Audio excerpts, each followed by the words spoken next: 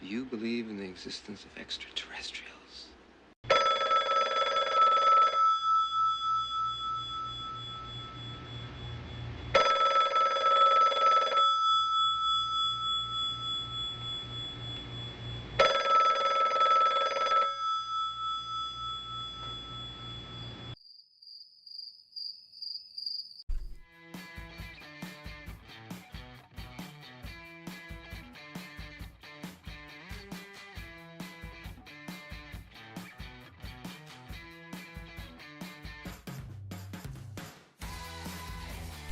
Good morning, good evening, or good afternoon, depending on where and when you're watching this podcast. I'm Thomas Fessler, my friends, and this is Disclosure Tonight. Happy Monday, February 3rd, 2025. Who could think that January went by so quick and we're racing into February? How about that? And Disclosure has not slowed down because, folks, let me get into my studio. Disclosure has started. Softly. Little whispers of disclosure coming around from people saying things. Full disclosure hasn't happened yet, and that's why we're going to keep on coming here every single day to have a fun time, talk about disclosure, what the news is, what's happening, and today is like no other. But before we get there, look at the camera in a second. Let me go ahead and find... No, bullshit artist. Let's get the drums going. Let's get the drums up and going and welcome in our audience. Who the heck do we have out there? Let's take a look. We've got Anne-Marie and Anonymous Rex. I see Anton Ghost, Ashley Canaday, Asriel Aries, as well as Brian Pemble. We also have Carl Joe Garrison in the audience, along with Kathy Spire, Christine Lynn, and Corgi casts a long shadow. We've got Craig Smith, DT, Dana H, Dave C, Diva Kim, DJ Kin, and Eli McGinnis. Well, how about that? Our dear friend Eli, and thank you for the emails you sent, Eli. I appreciate it. Eric Roth and the Gurus is here, along with Evan B., Fink Ployd, and Firefly. We've got Frank Cathel, Frazzle Says, and Geraldine. Good to see you, Geraldine. Ginger's here, along with Green Tea with Lemon, Hemi God, of course, and Jake Knott from State Farm. We got to be clear on that one. We also have James Brown, Jan, Daycat, Jeff Montgomery. Good to see you, Jeff. John Mooner, Johnny UFO, Juliana Reverbal, Kathy, and Kelly Baroten, those piercing blue eyes. Good to see you, Kelly. We also have King Bull, Clipper, Ladybug in the audience, along with Larky Derry. And if you didn't hear your name this time, well, say something in the chat before we start the show next time, and I'll call you out and wish you a good hello. We also have King Bull, Clipper, Ladybug, Larky Derry, Litz here, along with Liz W., Lon, Lori G., and Michael Dymock. Good to see you, Michael.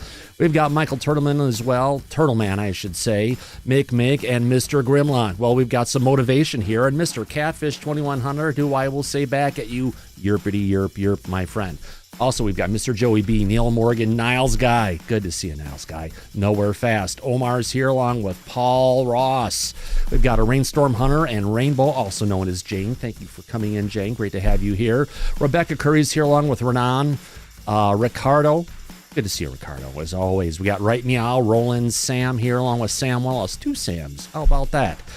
Sharon Rose and Space Coast Flights. I see Stargazer 46 and 2. Welcome, my friend. Stefan's here along with Stephen Forbes. We got two Stefans. A lot of twos today. It's not Tuesday, though. How about that? I see Steve Hines, the super unknown. We've got good old Tamisha Bertrand coming from far western part of Washington, almost the peninsula. Let's welcome her in and all the beautiful snow she's getting right now. We don't have any going here. We've had some flurries.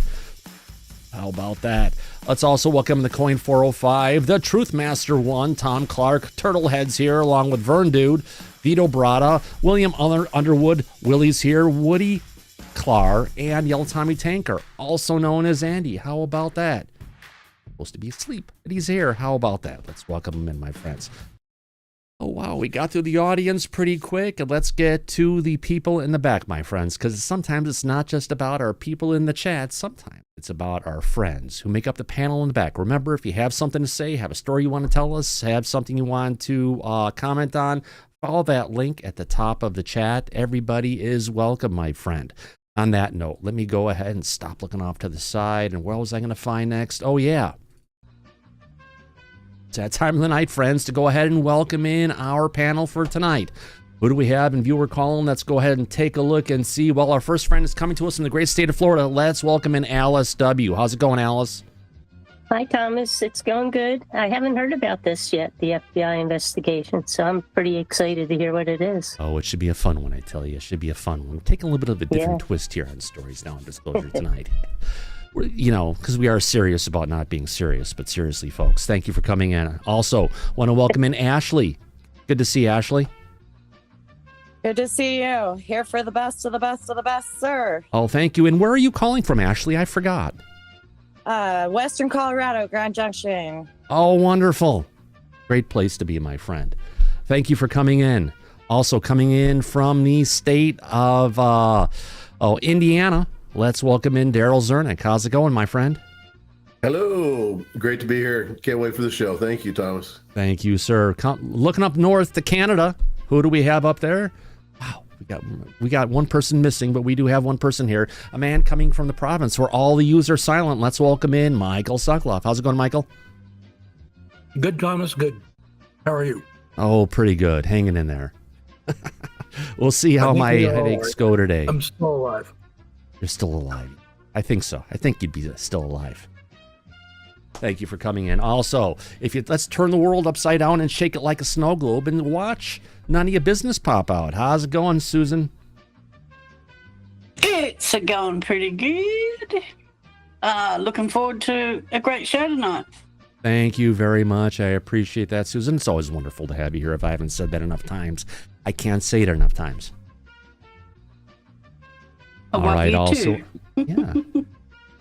Our next person in the back likes to point out some surveys we need to have. Let's welcome in Mr. Rick Robertson. Rick, where are you from again? I've forgotten.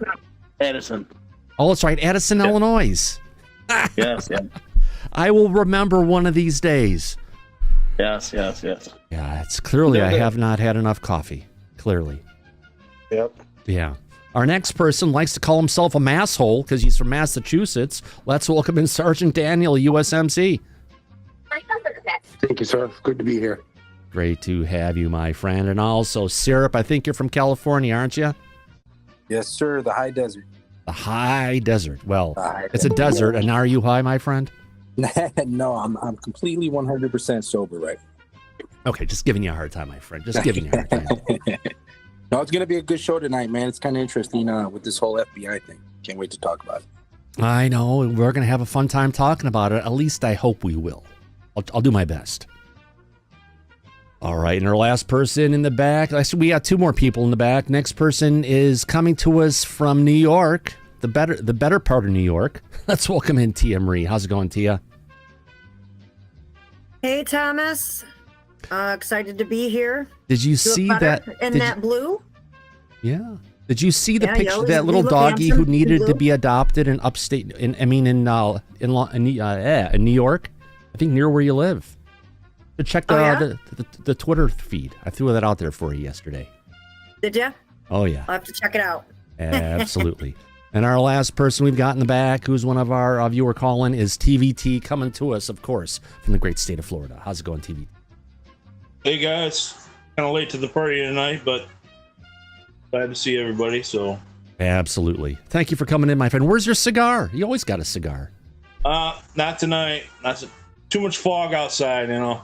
Oh, there you go. Don't need to fog inside. You've got it outside already. Right. Yeah, all right on that one. I think Mike is still off taking care of the cats right now. Yes, no, quiet. Yeah, Mike's got some sick kitties and he needs to get him some medicine before the show started. He was given a 5-second timer. Mike, go take care of the poor cats. On that note, welcome everybody to Disclosure tonight. Yes, we're going to have some fun here tonight. At least try to. That's what we're about. We're serious about not being serious. Sometimes we're known for separating the signal from the noise and then add a little static for fun. All right, let's get to it, shall we? Oh, let me make sure I've got, yep. We're all off of the music. All right, let's get to it. Our first top story for the night, my friends. It's going to be a good one. Let's get to it, shall we? I think so. All right, I've just put this together here now. That's right. FBI UFO hunters fear they're about to be abducted by HR. In tonight's top story, the FBI's own UFO investigators are feeling a little, well, unidentified themselves as they brace for what might be the most unexpected disappearance yet. Their own jobs. Yes, the agents tasked with tracking UAPs or UFOs, or the reports who put them out there, my friend, are now worried that their biggest existential threat isn't coming from the sky, my friends. No, but it's coming from a very earthly force. The dreaded HR department, better known as, well, you know. Let's get back to it. Now, why would the FBI want to beam its own UFO team out of existence? Well, it turns out that there's a little political turbulence going on over at FBI headquarters. Agents are being tasked to fill out questionnaires about their involvement in the January 6th Capitol riot investigation. And here's the kicker. Some of them are wondering if this is a prelude to a mass declassification, not of UFO files, but of their employment status. Now, in case you didn't know, the FBI's UAP working group is a super secret unofficial club made up of at least a dozen agents who have been looking into UFOs like Mulder and Scully, but without the budget and the spooky music, of course.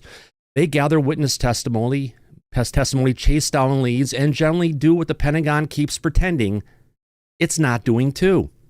But now, thanks to the whole political firestorm, these agents are worried that they'll be replaced faster than a government press release denying the existence of UFOs. Now, Ryan Graves, the former Navy pilot and full-time UAP advocate, says he's been hearing from these nervous agents. They're not sure if their next big case is tracking down flying saucers or their next paycheck. And let's be real. If anyone knows what it feels like to be ignored by the government, it's the people who study UFOs. So what's next? Will the FBI's UFO squad get the axe, or will they continue to investigate mysterious flying objects while dodging an even greater mystery? Why their agency suddenly wants to know about work on January 6th. Either way, the truth is out there, but their job security? That's looking pretty classified right now. Yeah, it's an interesting situation. It's an interesting story. Had to go ahead and cover this one. You know what I mean?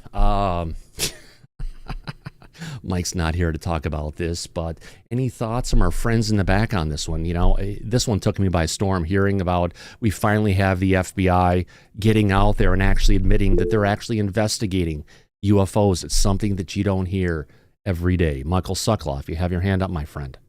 Yeah, I heard some comments today that if you remove all these FBI agents that they're going to remove, who do you have left in the department that has experience? You know, I don't know. Time will find out. How is that gonna? And if you have lack of experience, how will that affect all investigations, not just the UFOs?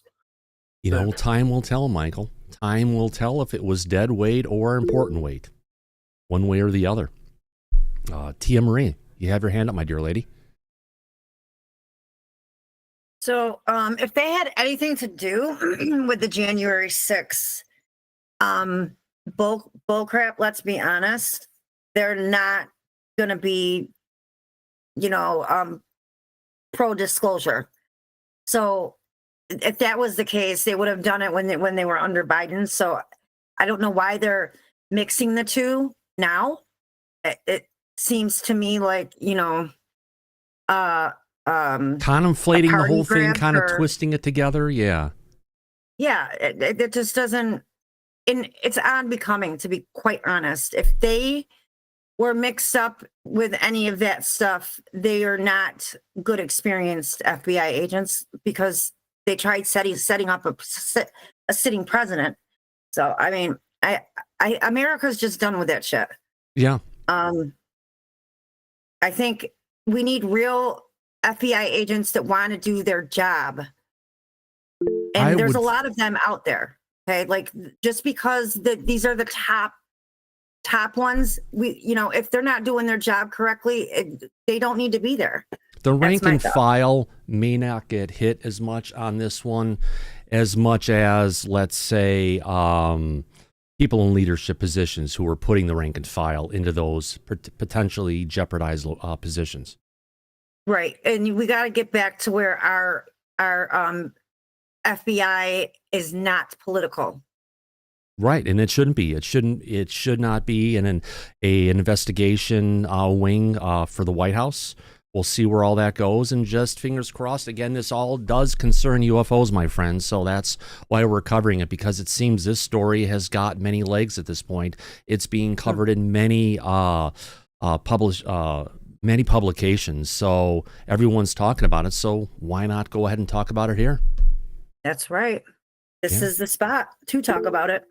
Absolutely. Daryl Zernick, your hand is up, my friend. Yeah, so I was busy all day today. I haven't seen much on this. Is there supposedly anything that is in the files that these FBI guys have put together that would be interesting? Nothing has been disclosed other than they're investigating UFOs or investigating the reports people are making of UFOs. Okay. Oh. Yeah, it's all a little murky at this point, but, got to have a fun time talking about it. More importantly, just have to cover this because it goes along with disclosure hand in hand. And you're the man to bring it up. Oh, we have to, my friend. We have to. Absolutely. I don't think we have a choice on some of these sometimes. Now, let's go ahead into our next story. Let's get across. Actually, Ashley, go ahead. I missed you had your hand up, my dear lady. No worries. I just put it up. I was going to say they need to quit hiding trivial information that we pretty much already know about, like Roswell and stuff. Like, come on now. Yeah. It's been, 60 plus years? And I think it's almost close to 80 years at this point. Yeah. And the only time that any of those people feel like they are able to disclose anything is when they're on their deathbeds. So I don't think this is necessarily a bad thing. I think maybe we're moving in the right direction. Well, I think so. Take it a step at a time, see where we go, because, disclosure definitely needs to happen. And one of the next stories we'll be talking about is the pressure continues to mount against Trump to declassify the UFO files. It's about time. It is certainly overdue, and there's a lot of things going on, and I'm sure hopefully he'll get to that sooner than later. Everyone was hoping at the day after or so he got into office, but let's just give the man a little bit of time and not let him forget about it, is what I'm going to have to say for that matter. Absolutely agree. Yeah. On that note, let's go ahead and get across to our next story if we can here. Where does that go? Where am I at? All right, let's get to it. No, not that one. Go full. Solo. All right, here we go. Coming to us from UAP James. If anyone out there has seen the interview with Chris Bledsoe that was supposed to be on Sean Ryan, that was said that Sean Ryan was censoring and he wasn't going to put out. Sean Ryan said, no, it was never censored. It sounded like it just was going to take time to get out there. But yeah, the interview is out there, and he's got some interesting things to say where he's talking about the return of Christ may occur on Easter or 2026 by the Great Pyramid. He even says the government has remote viewed this date, and Lou Elizondo is aware of it. He may be aware of, 2027, 2036, not necessarily the return of Christ. Just saying on that note. Yeah, Jan, I cannot believe he is saying this as well. It's one of those things he said. Bledsoe said, what? Yeah, I know, but, it's disclosure, my friends. Well, not that. It's just the world of disclosure. Let's go ahead and bring up this little clip here. Exactly. And give it a play, and then we'll react to it. Let me put on the, again, coming to us from the Sean Ryan show that came out today. It may be worth your time to watch for 3 hours and 28 minutes. I did not have that time today, I admit. I had one of those things called a job, a job. All right, let's go ahead and put on the fair use text, and let's go ahead and watch Chris talk about what's heading our way. Exact alignment will happen in 2026 at Easter. What will happen? The alignment she told me about, that the Star of Regulus would be on the horizon in front of the Sphinx. At that moment, there'd be a new knowledge. Well, I had no idea if this was even possible, you know. But these astronomers run it through the machines, and it comes out that that star is going to come up on the horizon in Easter of 2026. And from that point forward, they started remote viewing the state. Government did. Oh boy, this gets deep. Sergeant Daniel, you have your hand up. So he's looking through the lens of the Bible. You know, he has a real strong religious, and I watched what he had to say, and he didn't just say Jesus is coming. He said the lady's coming, the one that he met supposedly. I mean, I'd be interested to see what's going to happen. I mean, I don't want to rush to judgment, because if he does show up or she does show up, you know, I'd rather be on her side or his side than my own side, you know? Yeah, I hear you. I hear you, my friend. It's just one of those things we have to take a look and just know that the entire world does not run on Christianity. No, absolutely. You know, but that's what he's looking through the lens at. I mean, if he was Hindu or if he was Buddhist or something else, he'd be looking at through that. You know, the sacred cow would be showing up or something else. Oh, yeah. Exactly. I think it's worth looking at. I mean, NASA seems to tend to watch them. So, I mean, if he can pull in objects, obviously he's contacting someone. Yeah, so. Absolutely. Thank you very much, Sergeant Daniel. Before I call in Ashley, I want to watch the rest of this here. Oh, let's see now. What is Brian Pemble saying? We cannot talk about it. It's under investigation. Every government official at the sticks. Hopefully this ends. Well, yeah, I hope so, Brian. I thank you for that wonderful super chat, my friend. We appreciate everything that comes in Disclosure tonight. Let's play the rest of this. Here we go, folks. And now you hear it all over TV. 2026, that's the big date. 2027. No one has said 2026. Everyone's been saying 2027. That year, something's going to happen. Armageddon, you hear it all over. You know, you hear it on TV. If you study, like, I've heard even, well, I won't say names, but please do. Well, you know Lou Elizondo, right? Lou's mentioned that date. A lot of people have. Easter. He's not mentioned that day in 2026 and saying that Jesus Christ is coming back. Or 2026. Well, the year 2026. I gave him the specific time. And it was with Robert Grant that I told him about this alignment and all. And then he's like, oh my God. He's been looking for this ruby.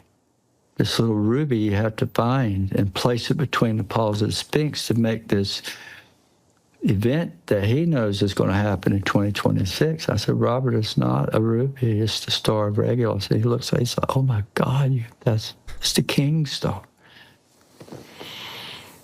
Yeah. So I agree with Sean. Deep sigh. Here we go. What's going to happen, I don't know. But I think it's possible that's the return of Christ. Yeah. Or the lady and the whole heavenly host living with us, Jesus. That's the first time I've ever said that in my life publicly. And the long stare coming from Sean Ryan. Wow, those are a lot of words to digest. Clearly, I am not on the edge of this one. I am in the non-believer camp. And here's the thing. I asked ChatGPT just really quick here to go ahead and say, who says Armageddon is coming in 2026? Because he said they're all saying it. They're all saying it, he says. The Messiah Foundation International. Bigger and bigger. There we go. A little bit smaller. Let's get to it and bring this down a little bit more. The Messiah Foundation International predicts that the world will end in 2026 due to an asteroid collision, based on the writings of Raz Ahmed Gohar Shanai in his book, The Religion of God. It's important to note that such apocalyptic predictions have been made throughout history by various individuals and groups, and none of them have come to fruition. So as far as anyone else saying that 2026 is the date, No, not Lou. Not any remote viewers. God, I wish Laura was here on this one, but she's not here today. No one's been saying this. I pause with Sean's look. Let's go to our back and see who has their hand up. Ashley, you have your hand up, my dear lady, as I get a survey together for our audience.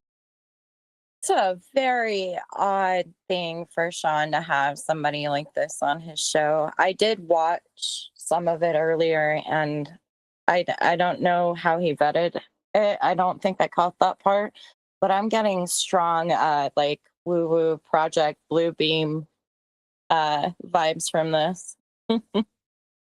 As in as in non-believable Project Bluebeam? Well, yeah, I mean, it's just I don't know where he's getting his information from or anything like that. I wish I'm probably going to do some more research into this guy before, because I've stated before, like, I'm a Christian, but I don't subscribe to what he's saying, Oh, yeah. I got you, my friend. I got you on that one. I was going to start a Q&A. That's not it. Let me get in here really quick. Let me start a poll for our audience as we're talking about this. Yes and no. Will Jesus return to the Great Pyramid on Easter in 2026? Let's see where our audience takes that. TVT, you have your hand up, my friend? Yeah, I think you hit the nail on the head with that one there, Thomas. Knowing religion and Christianity, it says in religion that, Christianity, that the Lord will return like a thief in the night. No one will know the day or the time. So I think they're just kind of interjecting their own understanding of what they think might happen. But if they're going off a religious base, I can't see where they're coming from with that one. Yeah, but he did say Jesus would return. At least the sentence was finished for him by Sean Ryan. So we're not trying to put words in his mouth. But yeah, it's an interesting situation. It's a sticky one, my friend. Michael Sokoloff, you have your hand up? Yeah, I couldn't agree with you more, TVT. It also says that you will hear of wars and rumors of wars. But wars are not going to be predictable. I mean, you can predict a war between two nations, but you're not going to be able to say what day Armageddon is going to start. The Bible tells you that. I mean, people should read their scripture if they really want to be Christian. Read your scripture and at least have a fairly good understanding of what it says. Yeah, absolutely. Thank you. I guess it comes down to some people who believe go back and read the Bible. Thank you, Michael. I appreciate that. If you don't read the Bible, then you're lost in the wilderness. Oh, absolutely, my friend. Syrup, you have your hand up next. Yeah, sorry, my phone was black. Yeah, I know there's people in the back that follow Chris, and they have some belief in the stuff he does and what he says. It's just hard for me to wrap my head around the whole getting the UAPs to appear through meditation and all that. And I feel like that's the push for disclosure right now. It feels like Ross and everyone else is talking about the CE5 thing, getting these UAPs to appear, and that's going to be the key to disclosure. I hope that's not true, but if it is true and there is truth to it, so be it. Bring it, looking forward to the truth if it happens, right? Yeah, right. No. You never know. Just like the stuff that they're doing with Skywatcher and Jake, going ahead and trying to figure out what's going on with UAP and trying to go ahead and bring them in and find proof. We're going to sit on the edge of it. We're going to continue to sit on the fence posts on this one. We're not going to say no. We're not going to say yes.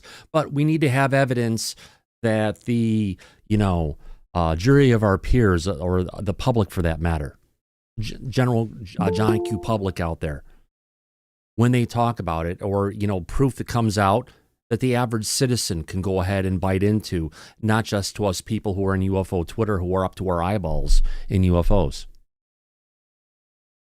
Yeah, I agree. Thank you, sir. Also, Rick Roberts, your hand is up, my friend. I was just going to kind of add on to Ashley because it doesn't seem like she really knew too much about Chris Bledsoe. He's basically an experiencer. There is definitely something anomalous going on with Chris Bledsoe. They've proven it like through on Beyond the Skinwalker Ranch, where they measured his brain waves and they actually saw that he was touching something that doesn't usually happen unless you're like a deep trance.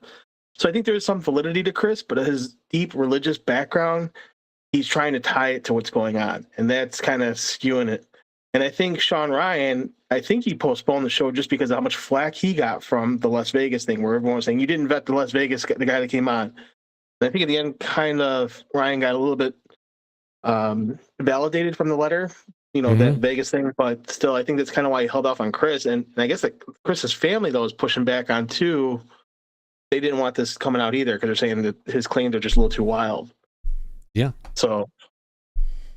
Yeah, really great point. I hear where you're coming from, and it's just one individual saying it. You got one individual making some grandiose claims, and it's just a matter of, well, we're a little more than a year away from Easter 2026, and sure enough, we'll find out if it's real or not. Yeah. Hello, my friend. Yeah, I was just going to second that on Rick Roberts. So, first of all, I think people... missed the part where he said the lady told him, not that he is saying it. But no, he got told that by the UFOs to come and visit by him. the lady, right? So, he's saying that he was told this by this UFO, not that he is saying it. Well, yeah, of course, yeah.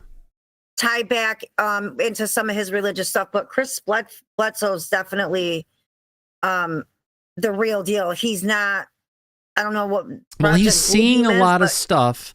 Whether or not his interpretation of what he's seeing and what he's actually being communicated is actually the truth, or is it deception? Well, there's been a lot of people that have been there. I'm not debating whether or not he's got all these UFOs that are flying around in the sky and telling him stuff. What I'm saying is we don't know if the information potentially that's coming to Chris is the truth, or is it a deceptive tactic to lead us down a path that's very far from the truth? UFOs, they're very covert. They're very deceptive. Right. And that part might be true. Yeah. But as far as him being able to communicate with these things and have them like just pop around all over the place, wherever he's at, I mean, that does happen. Yeah. Now, don't forget, when people get close to this, they get this a feeling of spirituality, this feeling that come over them. I call it more of what I experienced as a kid as euphoria, not necessarily to that, but they put us into a trance-like state for whatever purposes they need to. Is it something they're using to lure us to want to communicate with them? And then when they can get us to the right spot, they can get the right emotion on that they want to feed off of. We don't know what the true intentions of these non-human intelligence are. Right. That's true. Yeah. That's true. But sometimes it's, the community is really quick to just think everybody's a liar. Not everybody's lying about stuff. No, we're just going ahead and covering this. It's a statement that's out there.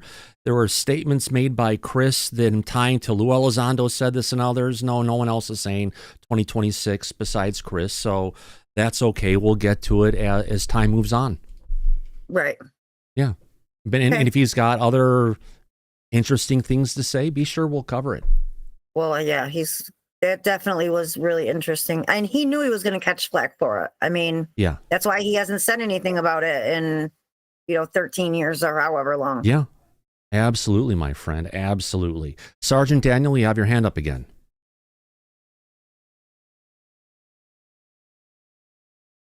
I guess not. Put down relatively quickly. All right. I'm sorry about that. I hit the. No, go ahead, my friend. Chris refers to them as angels, and he believes in all his heart. I mean, you can tell by listening to him that he believes those aren't UFOs and angels, and he believes there's some kind of a correlation between the UFO craft and the angels. And I have no idea where that meshes, but I have a feeling that we're all going to find out you know, hopefully we're all going to find out either he's full of shit or right, you know. But yeah, he does think with all his heart that those things flying around him are angels. I've heard him say that a number of times. Yeah, absolutely. And that's one thing I'd like to leave religion out of it. But some people want to pull it in, and we'll go from there. Simple enough. Okay, Mocha, quiet down, girl. We can see that you're here. Good girl. Good girl. All right. Let's go get across to our next story. Let's see if I've got another video here to play. We're waiting for Mike to come back. Mocha, please do not bark in my ear tonight. It's not a good day for it, my dear. All right. In our gosh, I wish Mike was here on this one, but he's got cat duty that he's dealing with now. That's nice, Mocha. Here, have a cookie you don't like. Here you go. Spit it out. All right, let's get on to our next one here. All right, Trump signs orders. But where's the UFO files? Seriously, my friends, where are the UFO files? Let me go ahead and get this one up here. Get up to us for me to go ahead and get into our next story as we're waiting for Mike to get back here and cover the next piece. All right, let's get back to story. All right. Over a little bit. Here we go. So, and what might be the biggest tease, since we have a big announcement next week, tweets President Trump, is handing out declassified files like candy. He's already signed orders to release the documents on JFK, RFK, and MLK Jr., which, great, sure, but the question is, where are the UFO files? Seriously, folks. Yes, that's what Senator Chuck Schumer, here he is partying with some ETs at a rave. Chuck Schumer, Representatives Nancy Mason, Anna Polina Luna, and basically everyone with a UAP Israel bumper sticker are asking. Because let's be honest, folks, if the government is going to drop truth bombs, we'd rather they be actual UFOs. Now, according to Congressman Eric Burleson, he's been actively lobbying Trump. Get him in here.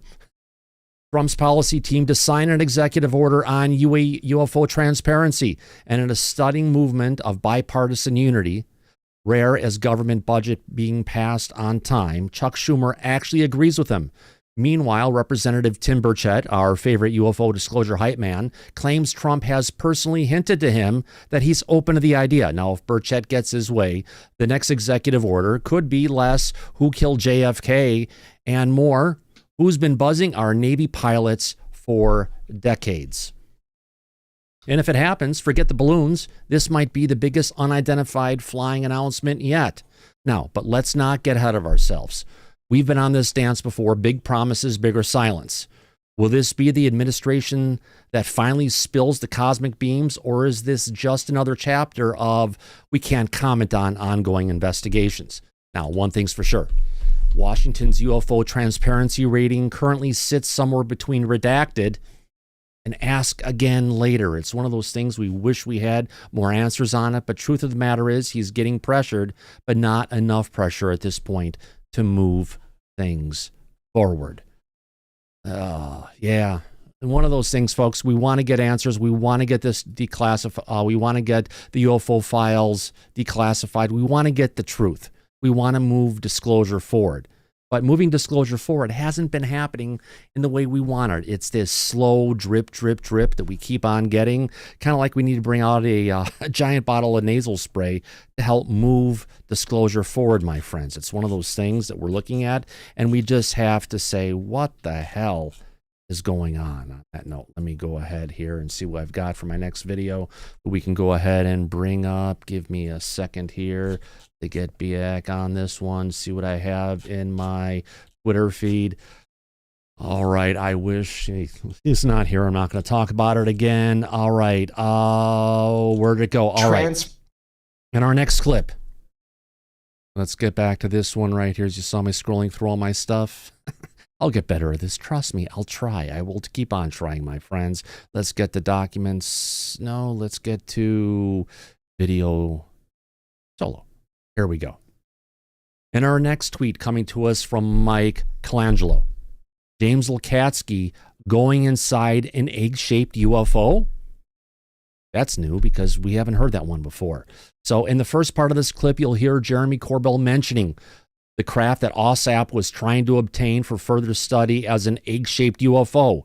Someone breached the hull of the craft. Now remember, when this happened, we had James Lukatsky going ahead and saying before they breached it, and he actually went inside, I believe. On that note, let's go ahead and play this clip that we will then reflect on. Here we go, folks.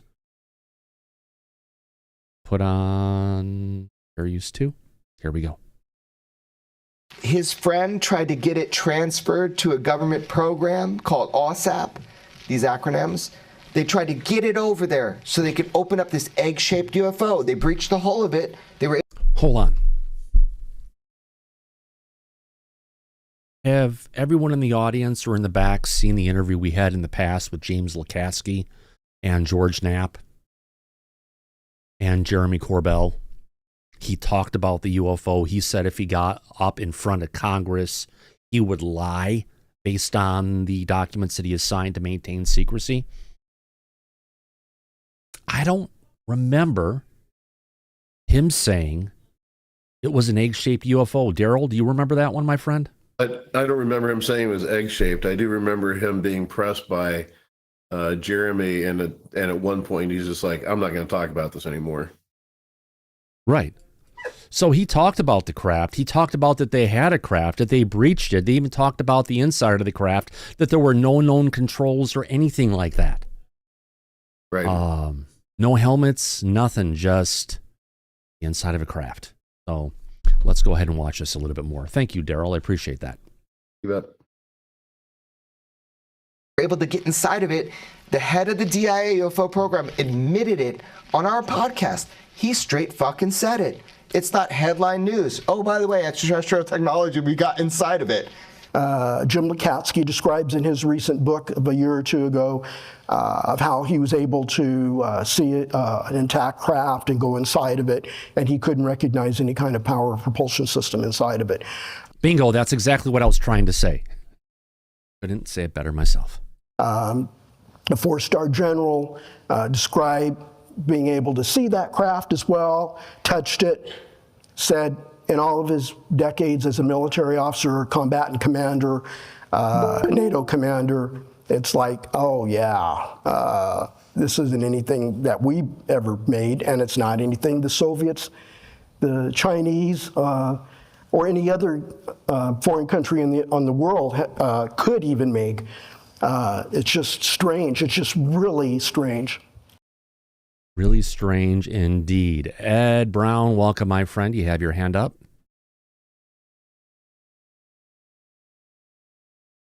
You may be muted. Oh, no, actually, no. Ed Brown wants to be admitted. He doesn't have his hand up. Ed, you had your hand up. Sorry, you didn't have your hand up. You were just trying to get in. Welcome to the show, my friend.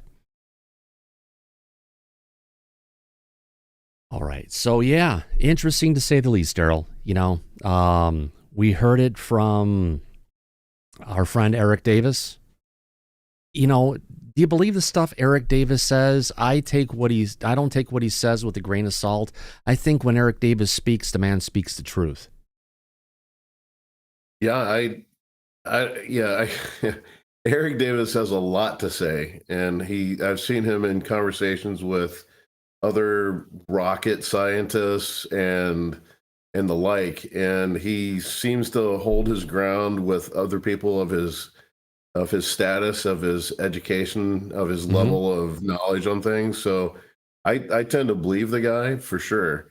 There's just that one, what's the Wilson Davis document, right? And so right. That is that's the only thing, because that's just it's controversial for him to have written it from memory. It's just that's just the one thing that I'm like, I don't know, but everything else about Eric Davis seems to be totally legit. Yeah, absolutely. Go back to the Wilson Davis memo. I'm gonna have to bite my lip on this one. Hopefully it stays attached. Whose name was mentioned in that actually helped bring that out? Wasn't that Dr. Stephen Greer? Oh no. Yeah. But it's one of the most pivotal documents that's out there. And actually, Steven's attached to it. I'm like, oh my God, did I just say that? But it's true, isn't it? I guess so. There is Eric Davis is very credible, and I'll tell you why. Because he's not just a scientist, but he went the extra mile to get certified as a security specialist within the government for classification. He went through the similar training that David Grush did. And speaking of David Grush, Eric Davis was the one that put Grush on the trail and in the direction of those 40 whistleblowers over 4 years that he investigated. So wait a minute. So Grush did not get those 40 whistleblowers by his own accord. It was actually based on people that Dr. Eric Davis told him to go look into? It was the work that Dr. Eric Davis was doing in OSAP. And he had a meeting with David Grush and gave the information that he had from OSAP to put David Grush on the trail. Take it for a second. Find Go those ahead. 40 witnesses. So Eric Davis is very credible. Eric Davis is very knowledgeable of a lot of the information that the government does not want to be made public. And he was also involved in the Eric Davis memo, which is a completely different subject, but it goes back, of course, to Lockheed, because that was the military industrial contractor that Admiral Thomas Wilson wanted to get access to their information on the legacy program that they were running, and got blocked. And Eric Davis was there to write the memo on it, because, again, he's not just a scientist. He's somebody that was fully certified by the government to deal with classification matters. So he goes above and beyond. Of all the people that have spoken out on the side of the government, Eric Davis is more, I'd say, even-keeled from what I've seen and what I know, as opposed to other individuals out there that are characters of their own accord. So, I mean, he's an interesting person. He's also been doing a lot of interviews lately, publicly, which he never did before. I mean, you hardly heard a word from him, and certainly not publicly on camera. Right. But lately, he's been doing that. So, interesting. Very interesting. When he says something, I pay attention to it. And I think that, everybody else should as well. But judge it for yourself. That's all we can do. Yeah. I couldn't agree with you more, Mike. It's one of those things as we get through disclosure and move through it. As I said before you, after you had popped out to take care of some things with the kiddies, disclosure has started, and it's been a soft start. Mm-hmm. But we're far away from full disclosure. Well, we don't have any direct evidence so far to back up or support any of the claims that have been made, period, and stop. And until we do, and as Jake Barber is claiming, can land an egg-shaped UAP or UFO right on his feet and put it on videotape, then we need to see him do that. That's all we're saying. Well, exactly, because they're saying they can bring in the craft, they can have it land, and, if they can go ahead and do that in front of an audience of, 50, 100, 200 people, that would be the best way to do it, wouldn't it? It would. It absolutely would, because at that point, he just wouldn't be making an unfounded allegation or an unsupported claim. He would be able to bring proof that would be indisputable. Mm-hmm. That's what we all want. That's what we're waiting for. So this is something that if he's making these claims, I don't know why he hasn't put that in motion and just did it. Because that's what you and I would have done. We would have just brought it down and showed the world. Well, that's what it's about. It's not about seeing something high up in the sky or something that's way out there moving around fast. If they can bring these things in and land them like they said they can, the proof will be in what they have. And, we're sitting on the fence. At least I'm sitting on the fence. I'm not saying they can. I'm not saying they can't. But we've been led on so many times with grandiose claims of things that are going to happen. stuff that we're going to see that never gets there. I'm not going to get myself all worked up and say, look at this, it's going to happen. Let's get excited about it, only to be let down one more time. And we're not going to say that it already happened when it didn't. No, it's Right. it's in the early process of it. It has started. It isn't done yet. Right. Not even close. Now, talking about Skywatcher, Mike, let me go ahead and bring up this little message here that I've got with a guest coming in from one of their tweets, coming from Skywatcher HQ on Twitter. Hey, everyone. We are exploring hosting an experimental Skywatcher event for 50 to 100 people between March and May. We are seeking venue options. Please fill out the form below if you have ideas and share with others. We greatly appreciate your support and are excited about what's to come. How about that? There's an open invitation for people who want to go ahead and participate. Daryl Zernick, you've had your hand up, my friend. Yeah, I just why do I feel like there's a price tag attached to that? The other thing is Jake Barber, and I'm kind of curious what Mike is thinking, because I can hear a little bit of something in that voice of his. He talked about him being part of the liberation of Kuwait, which happened in 1991, but he said he didn't join until 1994. And I think he's probably walked that back, but I'd be curious from other people, maybe in the back chat later, that have been in the military. Can you really screw something up like that? And it's, to me, his credibility is kind of shot with that whole thing, to be honest with you. Yeah. Mike, you want to place your thoughts on that before I bring up an interesting video from Chris Leto on Twitter? Oh, God, that one. Oh, that one, yes. We're going to hear that one. Listen, I agree with the points that you made. I'd like to see some concrete evidence of the claims that he's making that he hasn't followed through as of yet with. And until we see any actual proof from him, it's just at this point speculation. So I think you and I are in agreement on that until it can be proven otherwise. It's like getting the National Defense Authorization Act telling us about all these great things that RO's going to do, right? But then RO never comes through on it. Again, don't get too excited about it.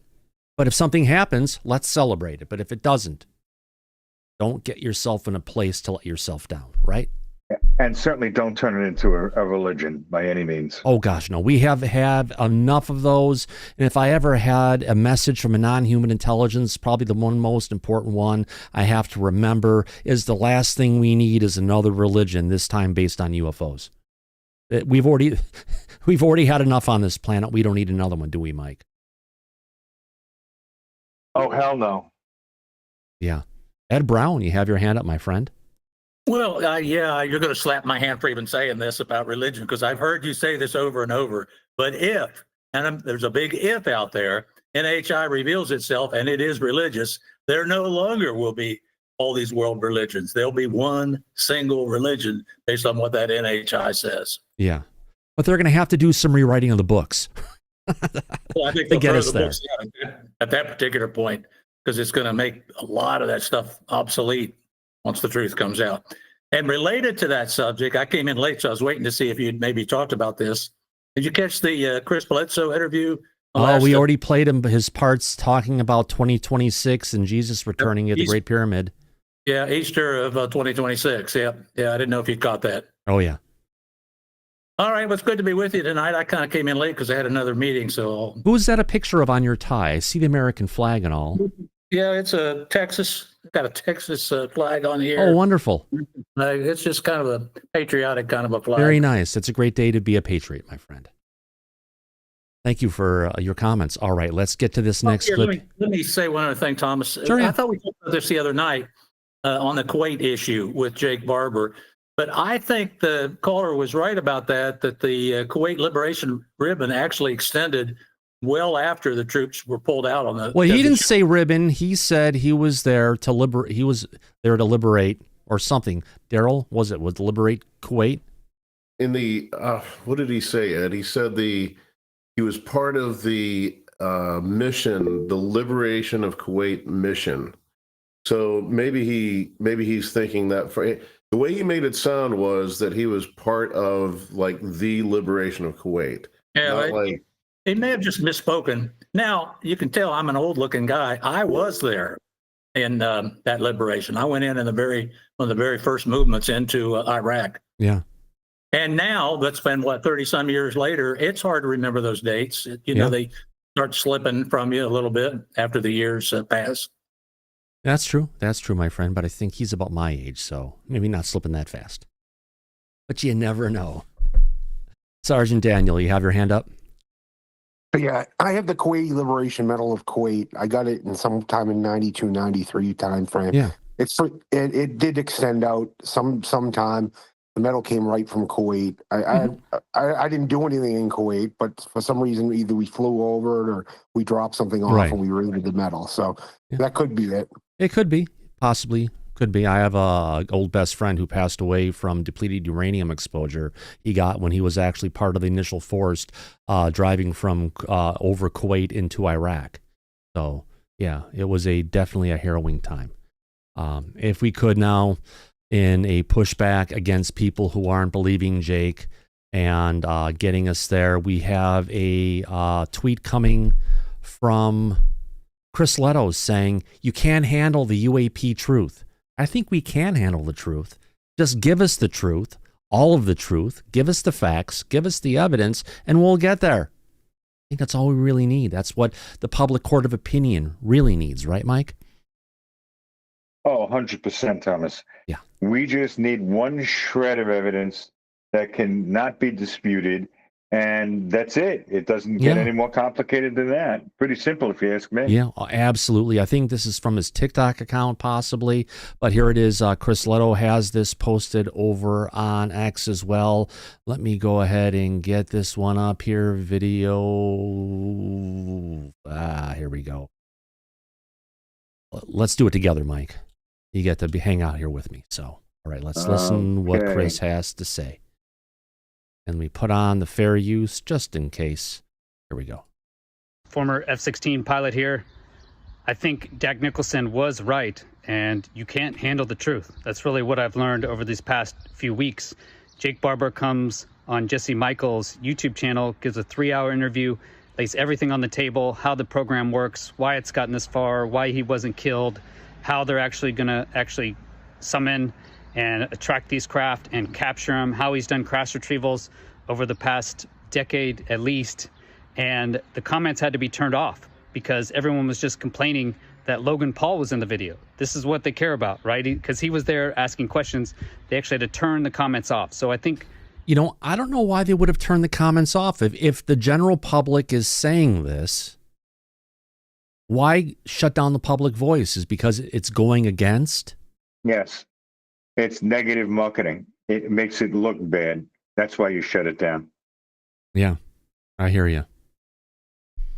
But if that's where the general public opinion is and a lot of people are at, I guess it's not like the general public opinion is getting skewed by schmucks coming out of the DOD who are paid shills to get it there. I mean, we're not there yet, and we haven't been affected by these shills, have we?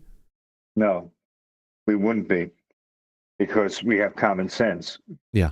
So, but we are aware that Lieutenant Colonel Leto from the Air Force has been emotional at different times. For an F-16 pilot, I'm actually surprised. But then again, it came out that he was doing mushrooms at the time he had that meltdown. Yeah. But for somebody with his military background, he gets emotional and has meltdowns, I think, far too often. So, well, he had that, and hopefully it transitioned into a great death of his ego. Yeah. Yeah. At the very least, it did. Oh, yeah. Absolutely. Plus, his wife was pissed. You think? Yeah, especially when he took his nice, great guitar and smashed it on screen. Yeah, we played Scared that. her. Yeah. All right, let's play a little bit more of this. Here we go. Yeah, you guys can't handle the truth, or most people can't handle the truth. And when I say there are bots out there, I don't even think they're robots. I think they're actual people that have been programmed. I think you've been programmed over the last few decades just to believe something. You know something's wrong, you know something's going on, but when you hear what I believe is probably the truth, you just... That's the difference, Mike. What I believe. We keep on hearing a lot of believe. And we've been talking about this. We want to get away from believing. Give us the facts. Give us the testimony. More importantly, give us the evidence to go ahead to convince the public opinion. Right. The court of public opinion, and the general public as a whole. Right. You don't want people who are followers, believers, people who are invested. You want the average person on the street to acknowledge the truth that we are not alone on this earth. So that's it. And if he's claiming to be able to do that, then by all means, do it. You know, there's an old saying, shit or get off the pot. So I don't know why this is dragging on as long as it is. I don't know why it's taking long for him to bring the truth out as he has been talking about since the minute he came out. Yeah. So we're still waiting, and we will continue to wait, but we're not going to believe. We're not going to turn it into a religion, and we're not going to take unsubstantiated claims and claim that it happened. Didn't Stanton Friedman, I think, also talk about that? I don't want to believe, show me the facts. Because Stanton Friedman was a nuclear scientist, and he believed in the scientific method. So, of course, show me the data, show me the facts. Anything else is speculation. And there's nothing wrong to be asking for that. No, not at all, because that's what everybody wants, the truth. You're not sitting here saying, no. You know, tell me a lie and I'll believe the stories. No, the fair, even-handed approach is to just simply ask for the evidence of the claims that are being made. Right. He's the one putting it out there. Say, I could land these craft. Okay, that's fine. Great. Please do it. Let's watch. We want to see it. But beyond the testimony of the witnesses on the stand, we need the evidence to back it up. There has to be forensic evidence, Thomas, to make a case and for it to be accepted by the court of public opinion. Otherwise, it's just another story. That's true, my friend. That's why we are taking the approach of we want the facts, we want the answers. And you know what? We want to get an answer to what's going on. And anytime you're going to get in any kind of court position or the public opinion or the court of the public opinion, whatever you want to call it, these are the things you need to convince the people to get beyond reasonable doubt. Well, look, there's a method to the madness. If you can convince the general public that there is proof and evidence to establish that we are not the dominant species on this planet, and we're certainly by no means alone on this planet. What happens from there is the pressure that goes against all the citizens, governments around on this world and globally will push back hard and say, what about this? How come you never told us? What aren't you telling us? Which is what we want, but to get a united front like that, the one thing that will kick that off is indisputable evidence to establish that fact. Right. That's it. We want to know, we don't want to believe. Right. That's exactly right. And we're very, very clear on that, and we keep on reinforcing it time and time again because, you know, I think it's a good place for our audience to be. Because all we're doing is we're just setting ourselves up if we jump onto the bandwagon and the wagon sinks again. But what does that tell you with what the lieutenant colonel just stated? That when they put that video out, the general public who we're talking about started to push back to the degree they had to turn the comment section off. That's not a good sign, in my opinion, of how the public is viewing Jake Barber and the claims that he's making. Yeah. So, I mean, for the longest time, Lou didn't want to even talk about anything about the woo. And now we've gone full woo. Woo. Yeah. Exactly. So the public is not responding well to, it seems, that this whistleblower has been coming forward with so far. and then probably not going to accept anything that he says until he shows that proof. Yeah. And if, you know, someone in the audience just said, Starburst is, if you believe you know the truth 100%, no, you think you know the truth. If you believe, you are believing whatever they're saying, you're not, you know, looking at the facts and understanding it and making your judgment based on what's being presented. Right. Not the Because, kind of like, person who would be brought on to the jury. No. Yeah. All right, let's play more of this clip here. We've still got about half to go. Here we go. Just immediately turn it off. I think that's just automatic programming, essentially, that people won't even listen to what Jake Barber says. Essentially, you can't handle the truth, just like Jack Nicholson said, and that comes from you need to challenge your base assumptions, right? If you can't challenge your base assumptions, then obviously we're never going to get there. We're never. Well, we can get there. We can challenge our base assumptions, because if you assume things, Mike, you make an ass out of you and me, right? The old saying. You and I. That's correct, Yeah. Thomas. But the light colonel seems to be going on a bitch fest, which he does from That's time okay. to time. You know, and we're going to address it. We're going to play it. Gives us something to talk about, and just help our audience and everybody else see where it's at. Again, we're not trying to push people away of where the potential truth is. We're just trying to make our audience think smart. Syrup, you have your hand up, my friend? Oh, I can wait till this video is done. I just Okay, wanted to cool. make sure. My hand raised. Thank you. You'll be the first up as soon as I go ahead and get past this. Never going to get to the truth. Is there a chance he's lying and it's not true and all this is fake? Yeah, of course there is. Yep, there you go. Yeah, he just made the point that he was Gonna get bitching there. against. Right. We're never going to get to the truth. Is there a chance he's lying and it's not true and all this is fake? Yeah. Yeah, of course. Of course there is a chance. There's also a chance that I'm not even real. I'm fake. And But that's just taking it to an extreme. you're the only real thing in this whole world and universe. And all the rest of us are totally fake. There's also a chance of that. But from everything I've seen over the last 4 years, I think Jake Barber is telling the truth. I think Mike Carrera is telling the truth. And I think what we're looking at right now is the underlying UAP program. The question is, will people listen, or are they just going to automatically tune it out and act like bots? I don't think we're acting like bots. I think we're acting like people who are thinking critically. Yeah, exactly. You took the words right out of my mouth, because that's what it is. Common sense, critical thinking, and asking simple questions. This is not hard. This is not complicated. This isn't about belief or religion or anything that is not documented or could be proven or established.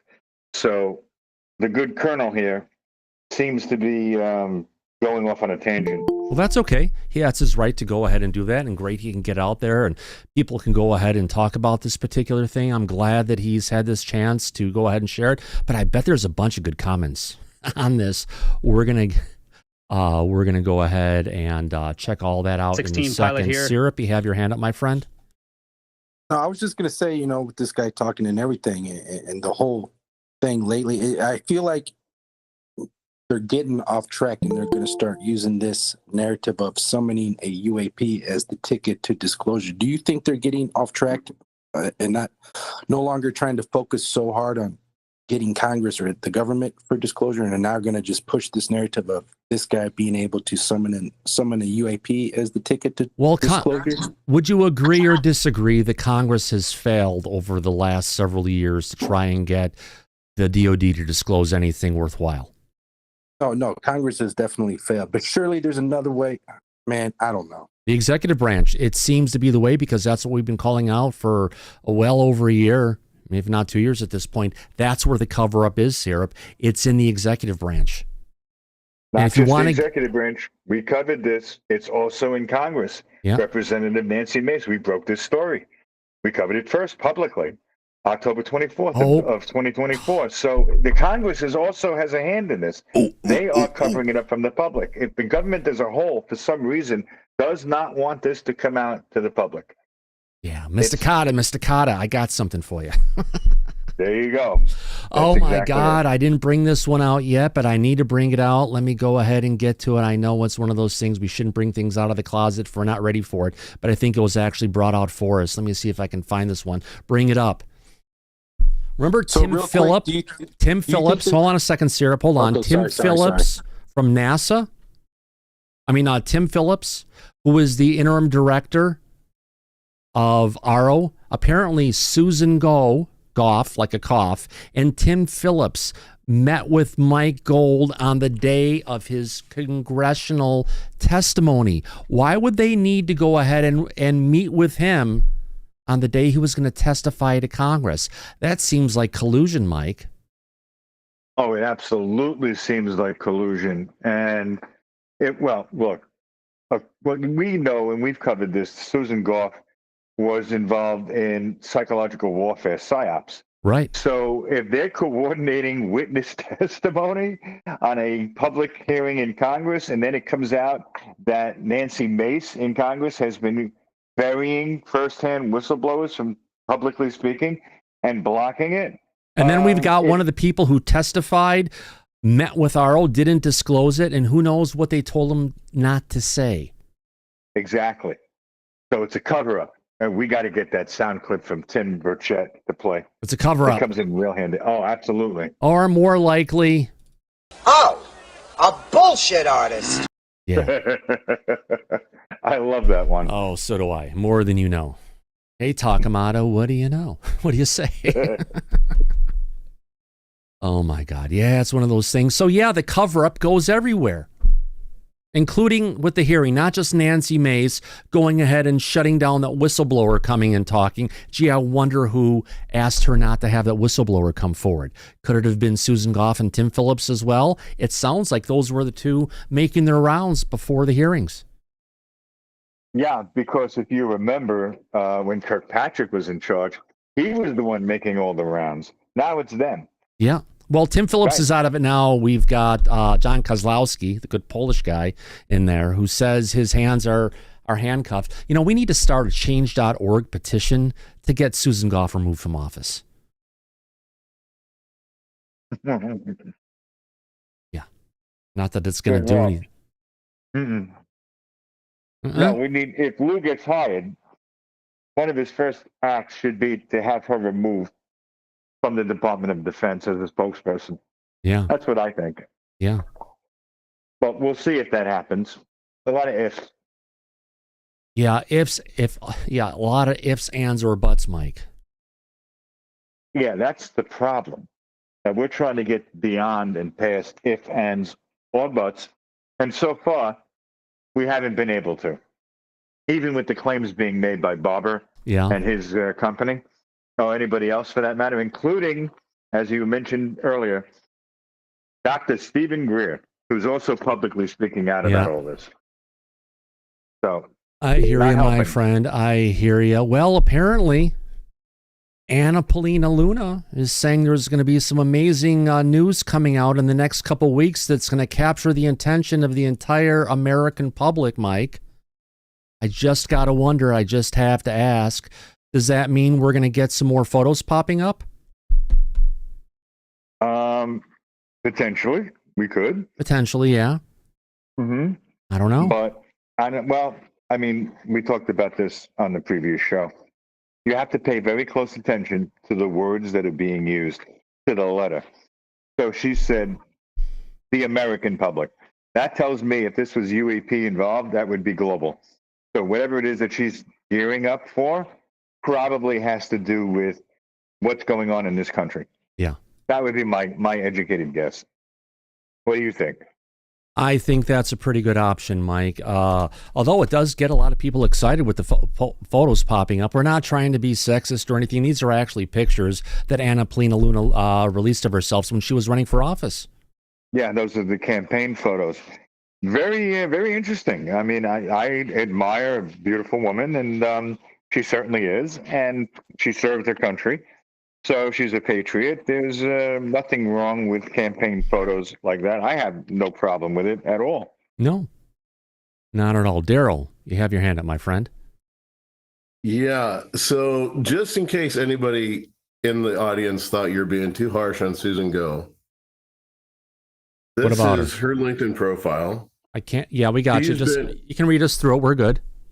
She's been in this position for 16 years. Right.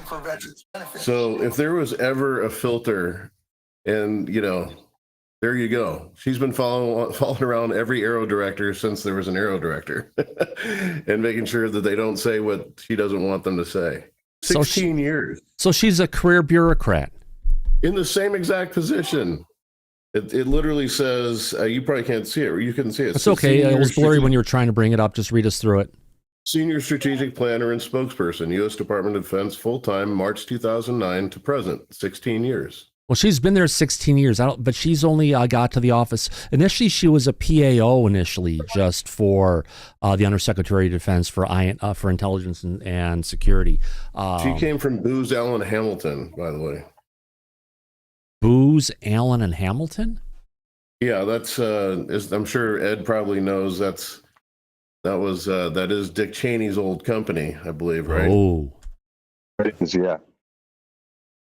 Mr. Let's shoot someone with. God, who was it? Who did Cheney shoot with his shotgun? Yeah, I don't know. I can't remember, but he doesn't have a heart. Literally, he has no heart. He has a pump. Yeah. So he's literally Darth Vader, and Susan Go apparently is one of his hench people. Remember, it's off like a cough. Yeah, right. Yeah. Oh my God, Mike! It's one of these days that just the gifts keep on coming, don't they? They really do. And listen, when we got past the new year, everybody was very excited about the new administration coming in. And they were also ecstatic about how 2025 is going to be the year for disclosure after all this time. Problem is, we're at the first week of February, and it seems like we haven't gotten any monumental movement towards disclosure as of yet. And that's the problem, which is only breeding frustration by the general public. I know that, you and I do, because we deal with and speak with the general public every day. And we know what they're pissed off about. Yeah. It's the same points that you and I have been making publicly the entire time. And it's not going to change until there is something that can be established as actual proof. And the claims that Barbara has been making over and over and over again, Stephen Greer as well, until they can back up what they're saying, people are just going to be pissed off and push back. Yeah. And that's what we're seeing now. Bring out the facts, and the all the doubters will fall off to the side. Simple enough. That's exactly right. Yeah. And it's not asking for the sun, the moon, and the stars. It's only asking what they themselves have put out there and claimed. That's it. Not quite like 2026, but. Oh, God. Yeah. You missed that one, Mike. Yeah, I'm glad I did. But being the great Karnak that I am, I actually do foresee something coming in your future, my friend. What could it be? This.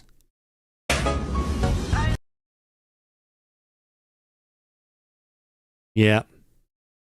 Your Golden's going and stealing food off the kitchen counter. Just don't leave it out there. They'll take it. Smart little dogs. They really are.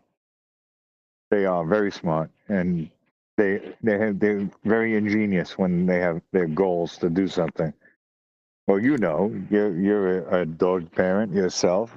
You have 3 at home. Yeah. So you've dealt with all of that. It's par for the course. We have a husky here who's gotten really good at saying "fuck you."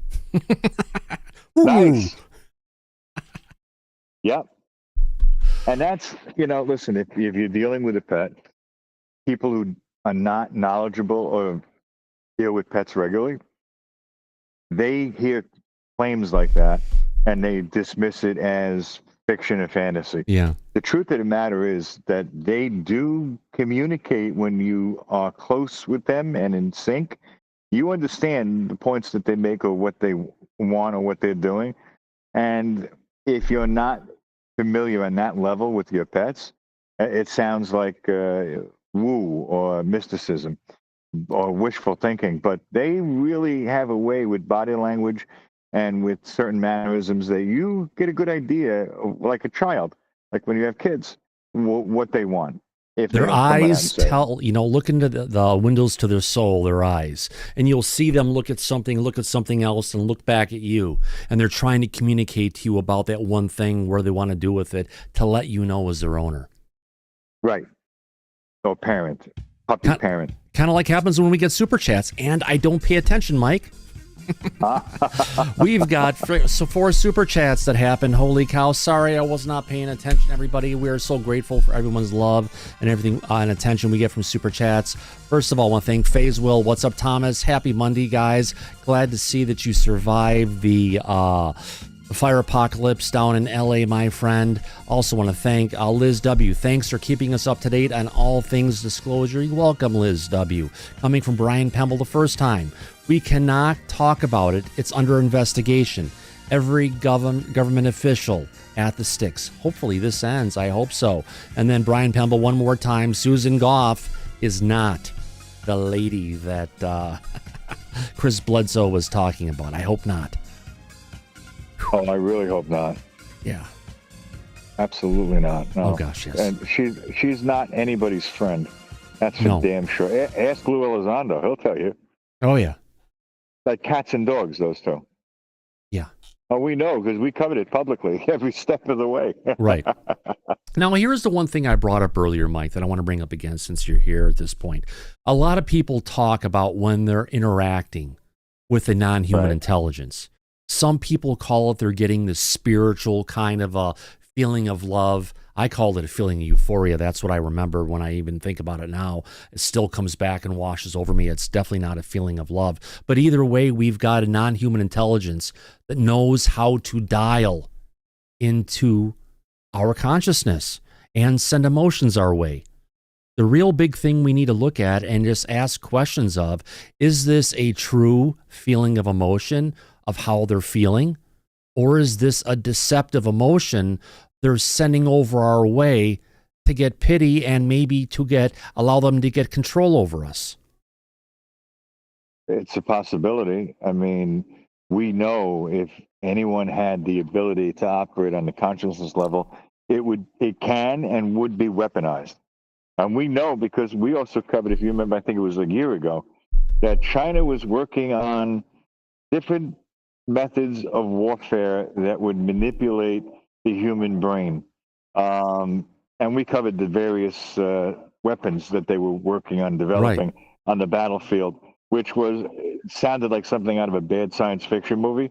But what was really interesting, and the reason we covered it is because they are actually spending money, time, and research in establishing that. And I think including one of them was the gay bomb, if you remember, which is, the whole premise of that is insane. But yeah, they are really trying to come up with their own versions of what the NHI may be capable of doing. Right. Now, there is that right? one guy, I forget his name, he's called the UFO Hunter. I've heard several interviews of him where he goes and he has interviewed people who have been abducted by aliens. He will go ahead and look at them with a UV light, and if he sees something, a symbol that looks like the monster logo, he knows that person is going to turn gay because of their interaction with the non-human intelligence.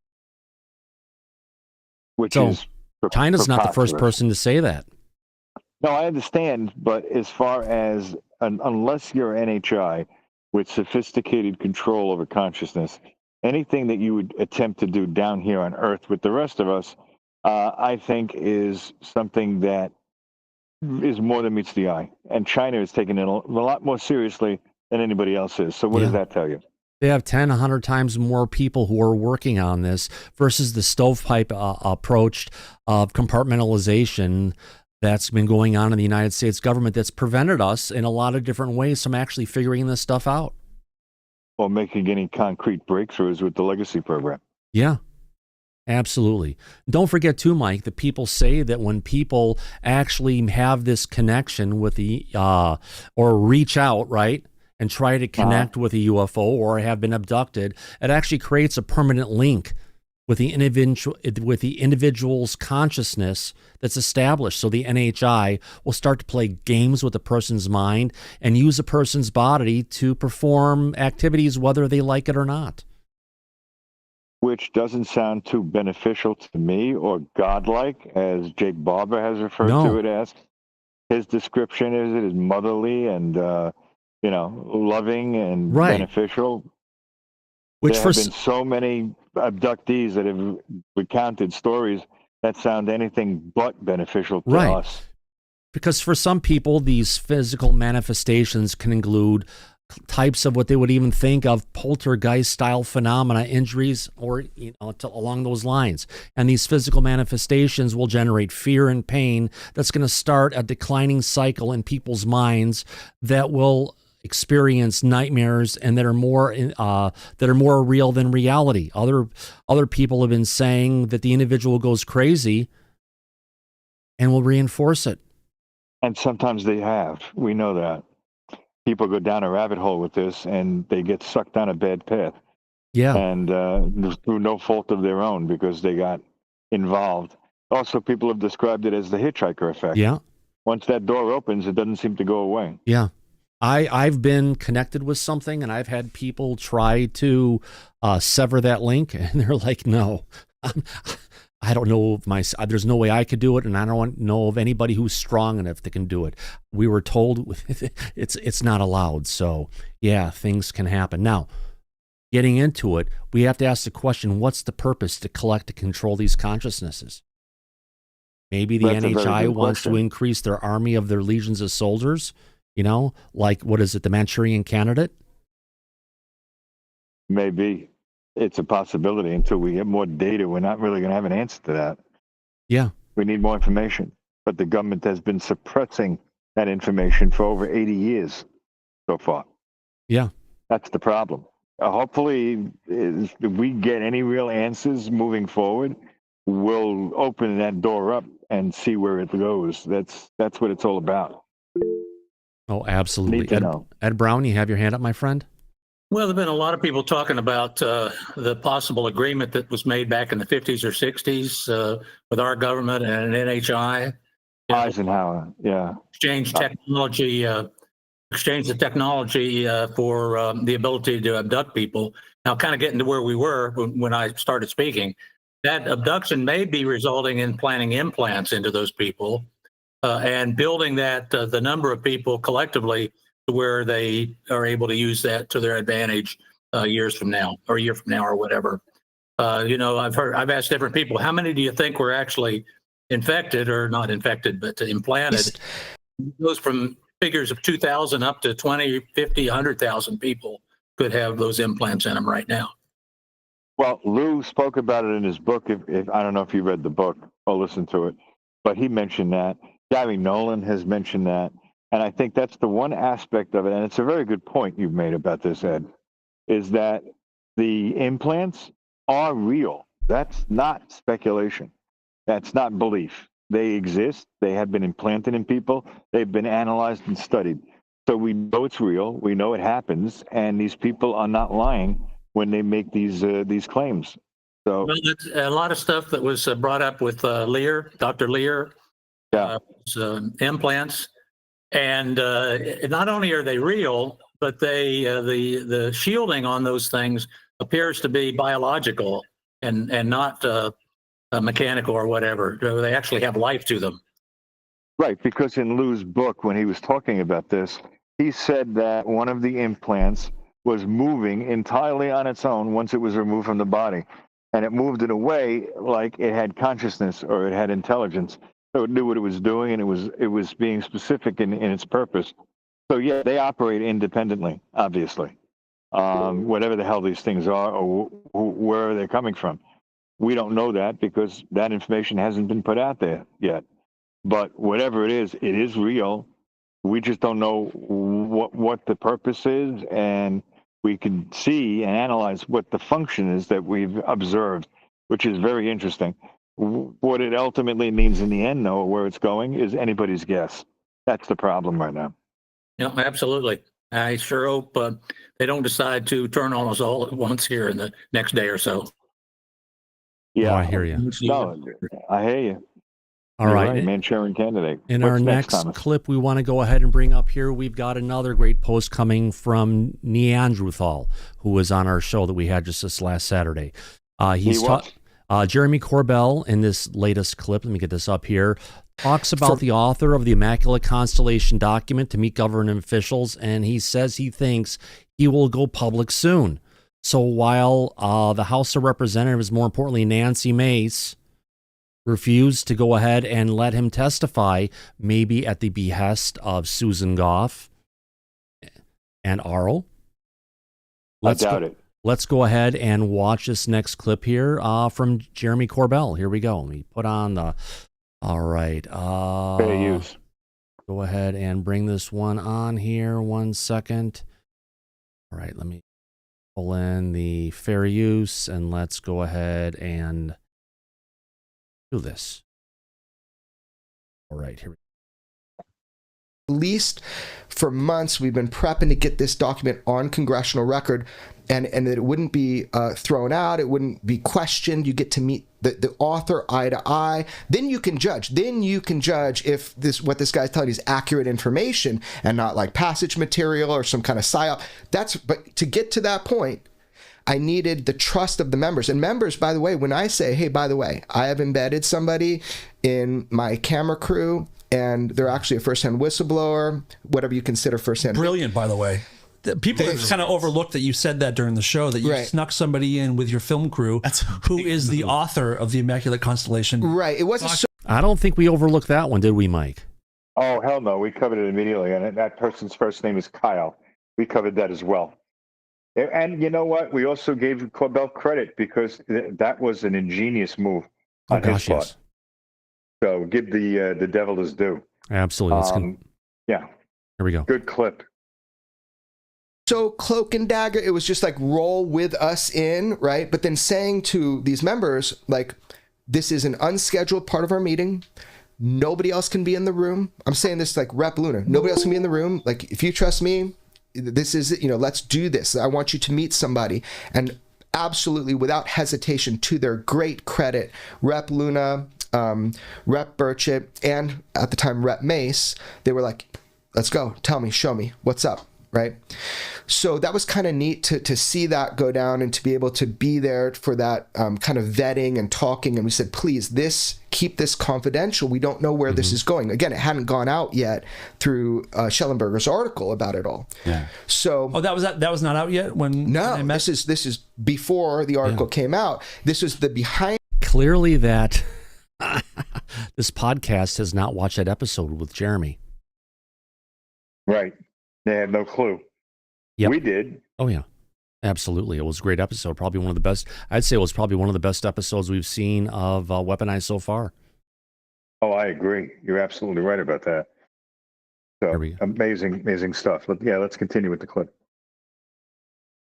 In the scenes shit, right? To try to get onto congressional record the statement of a witness or the witness themselves to talk, and the witness would have been willing, the whistleblower would have been willing to do it, didn't want to, he doesn't want to. But as a duty, yeah, and that's the ththing, as a feeling of real duty, beyond what I think people understand.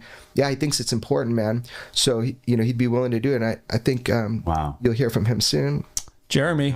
So just saying, no, I can't predict the future for other people, but I'm just saying, I believe that you're going to be able to talk with this person on your own soon and judge it on merit. Again, it's a small part of the UFO puzzle, this one program, Immaculate Constellation, but it's really important. Because here's the thing why it's important, Mike. We already have the evidence this guy brought forward, which was some pretty good stuff. Now let's hear from the person directly. I'm up for that. And be able to ask questions. Exactly. Yeah.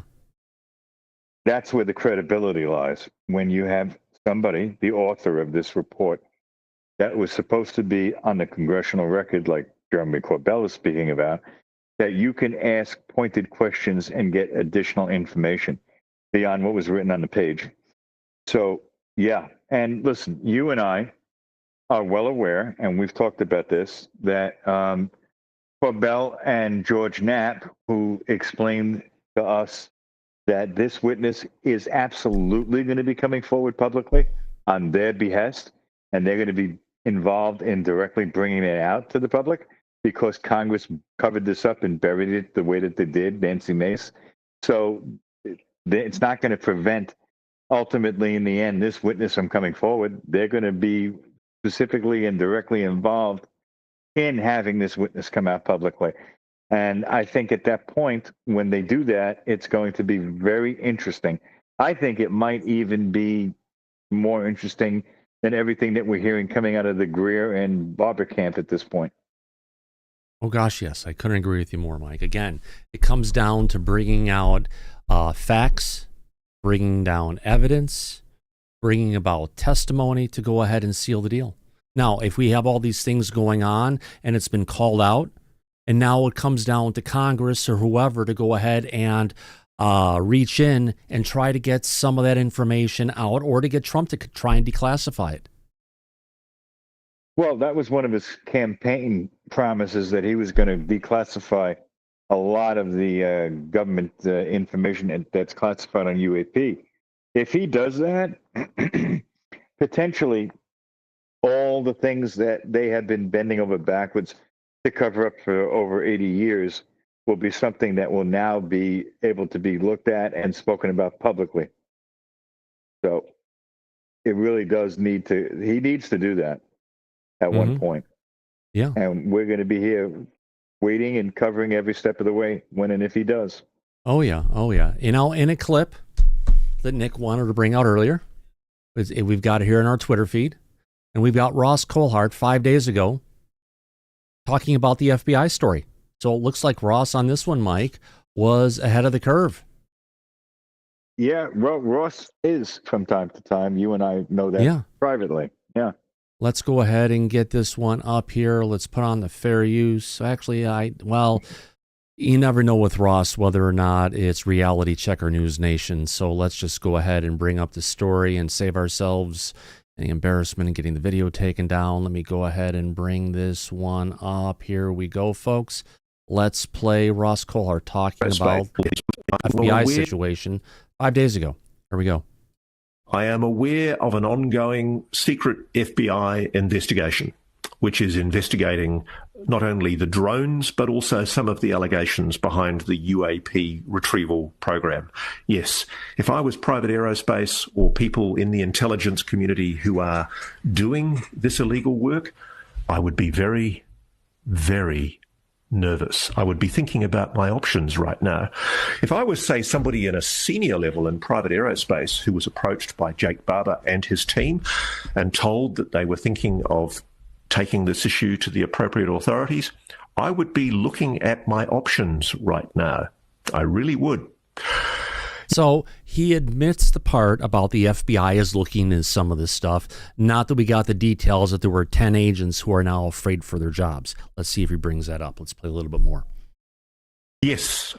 The further answer to the question is I have been in touch with multiple people in the federal government, in investigative agencies, and also senators and Congress people and people who are in the senior levels of the Trump administration. There is ongoing communication right now. Yes, believe me, communication is happening. They are taking these issues very, very seriously. I'm going to leave it at that. Well, interesting, Mike. That means they're also taking Mike Herrera, we've heard, seriously as well. Is that correct?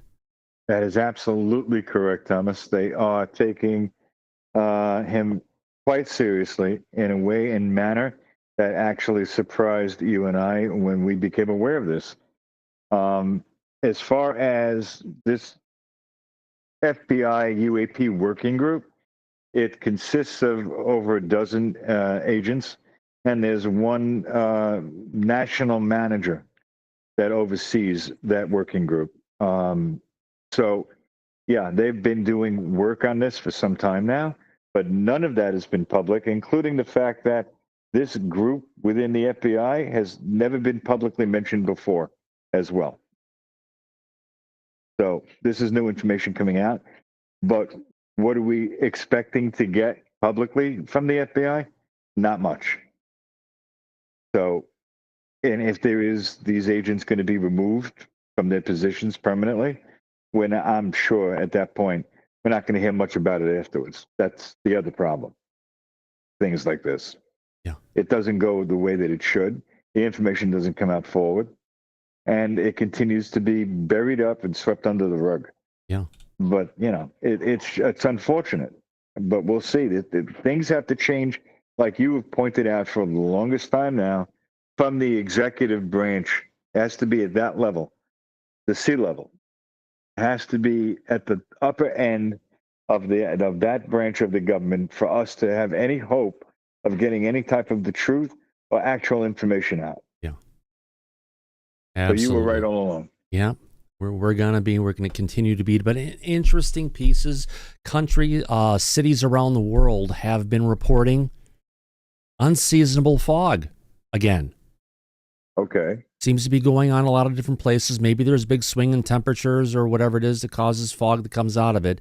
But let me go ahead and bring this up. I know this is an interest point for a lot of people out there. Let me go ahead and bring this one up here. Here we go. Let me get myself back up here. This is downtown Los Angeles. Usually they don't get fog like this time of year.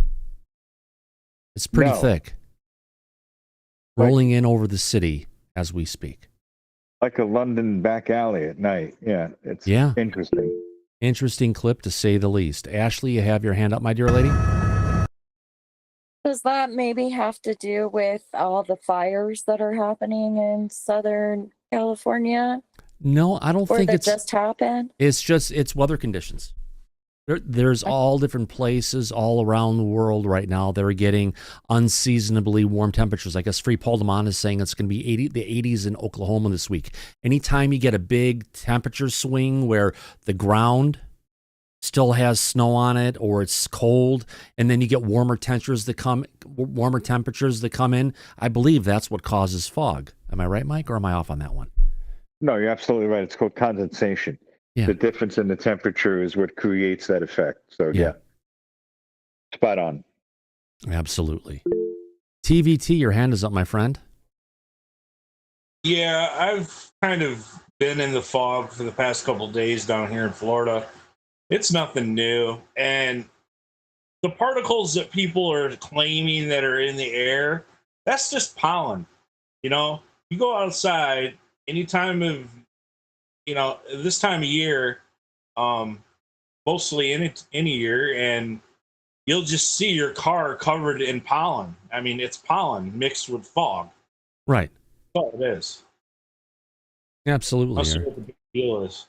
Appreciate that insight. Yeah, I couldn't agree with you more. It's just like there's a lot of different reasons for fog, and now everyone's connected on the internet. They're going ahead and trying to call it out as something that's ominous when it's just fog. Michael Suckloff, you have your hand up, my friend.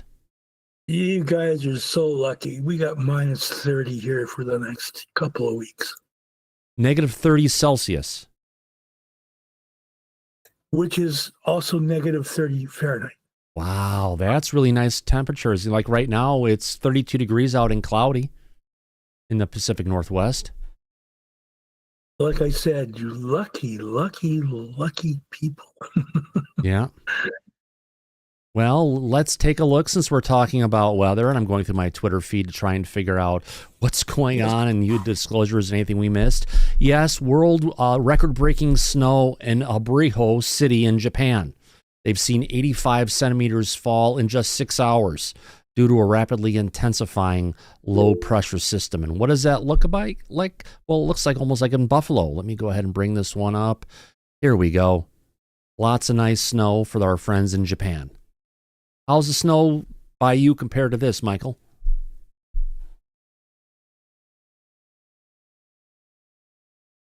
Maybe not.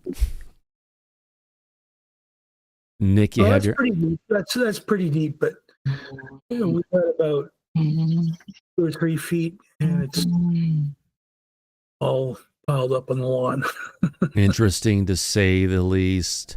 Thank you, Michael. I appreciate your interaction on that one. Looks like we've got Nick up in the back with his hands up. Yes, Nick. Yes, I sent another link in the chat, Thomas, about China's UFO program. I think is it an old one or a new one?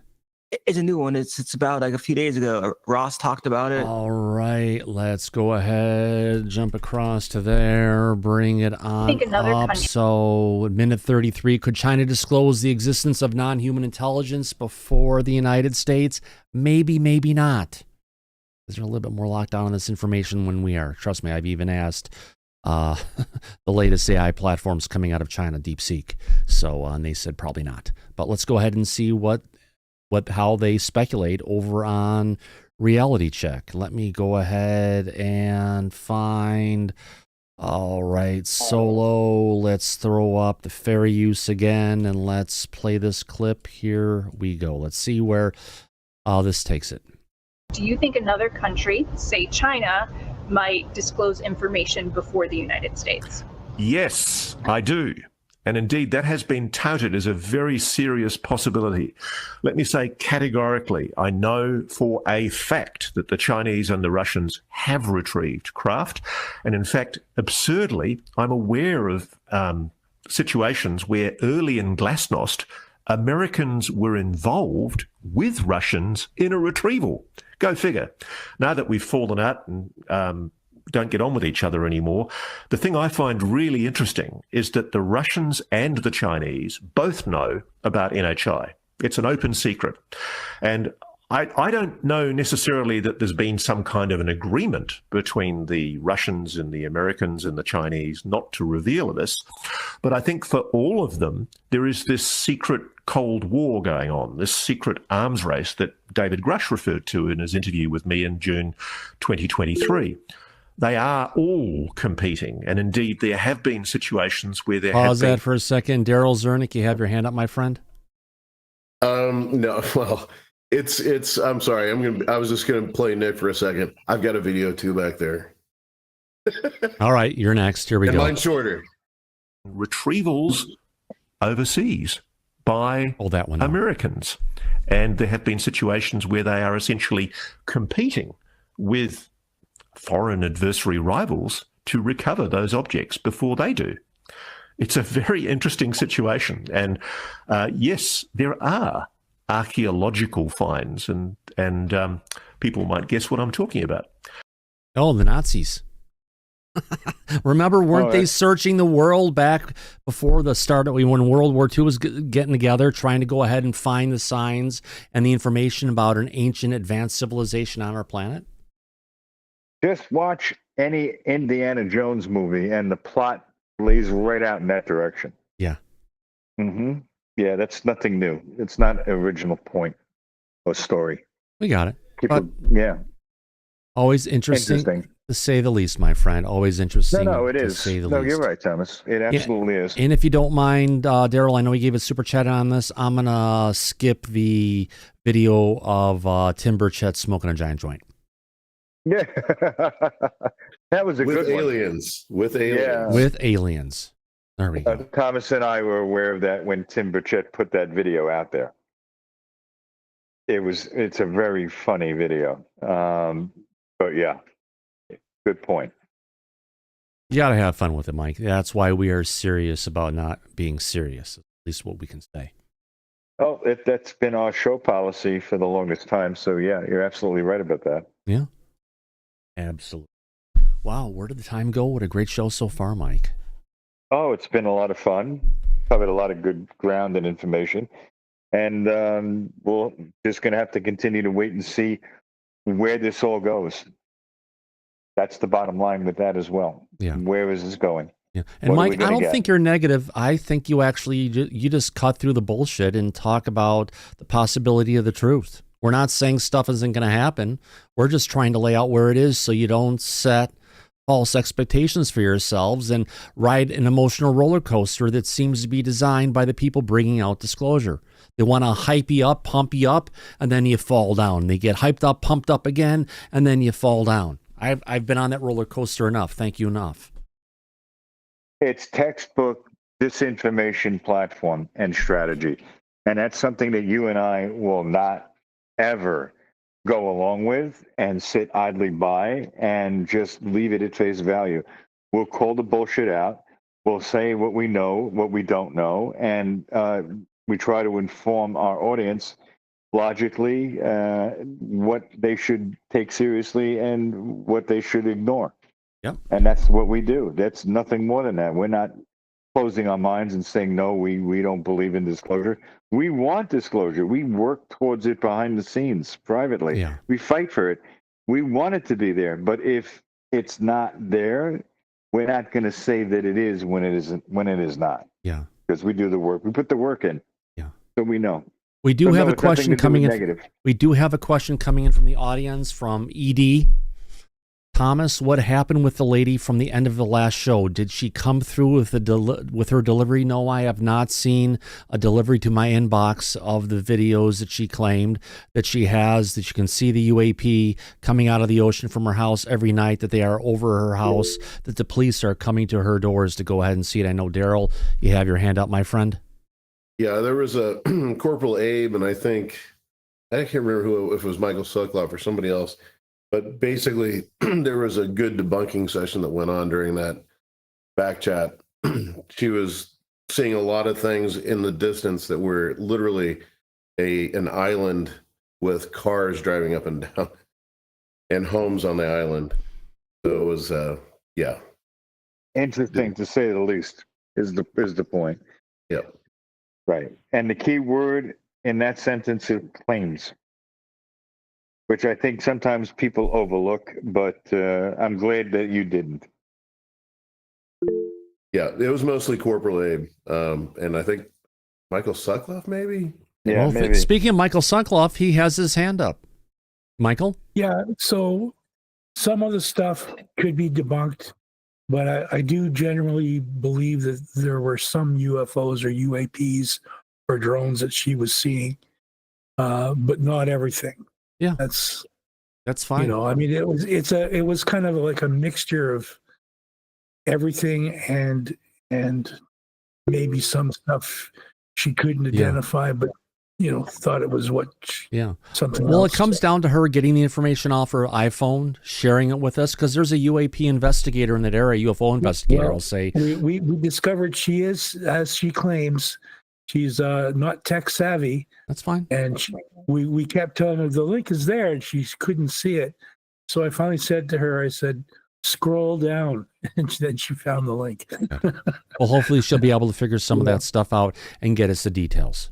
Yeah, because some of the stuff she had was pretty interesting. Wow. Nice. Well, if we can get that, we've got, we'll take a look at it, and we'll work with Tim Sinor, who's also known as Anonymous Rex in the chat, to see if there's a there, because that's an area that we know Tim has gone out looking and observing UFOs in the past. So the entire Oregon coast. Got something to tell you as well. Yeah, that whole Oregon coast from there all the way up through Washington is a hot spot. The whole area. Yeah. Thank you. Ashley, you have your hand up. I did see a few pieces of compelling evidence, and I did tell her to go ahead and email you when she was able to. There was a lot that we were able to, discuss in a respectable way, and I did welcome her to the group. So yeah, excellent. So hopefully we'll get that there. We'll have a good time and get it covered in the future. And just a couple other issues she had where her phone, her hard drive was full, so that was an issue. And her battery was dying, so it was a nightmare. Well, when your files are too large, Google Drive does not let you send them. It actually will have you upload it to Google Drive first, which gets rid of a lot of the metadata and everything, and that's why you want to get them off of your phone onto a local device and be able to zip them up and send them across. But that's interesting to say the least. Thanks for that info, everybody. On that note, I want to go ahead and thank everybody for coming out to today's episode of Disclosure Tonight. What a great show. What a great opportunity to hang out with friends. We had a lot of people here hanging out, talking about disclosure. And as things go on, we'll be here to go ahead and cover it. Yeah, it's almost like you're getting a UFO news roundup every time we're on.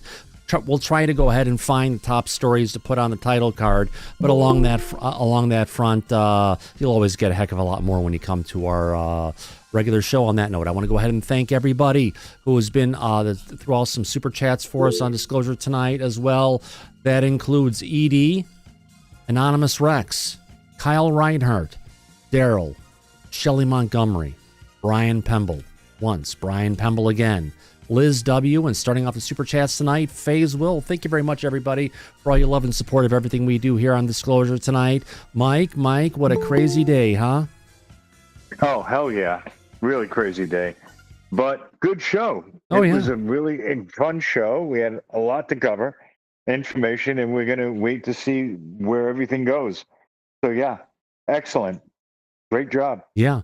And as we usually say, Mike, at the end of every episode of Disclosure tonight, eyes open, no fear, be safe, everyone. But go back to Party City where you belong. Absolutely. We'll catch you in the flip side. Good night, everybody. Y'all come back now. Here, take care now. Bye-bye.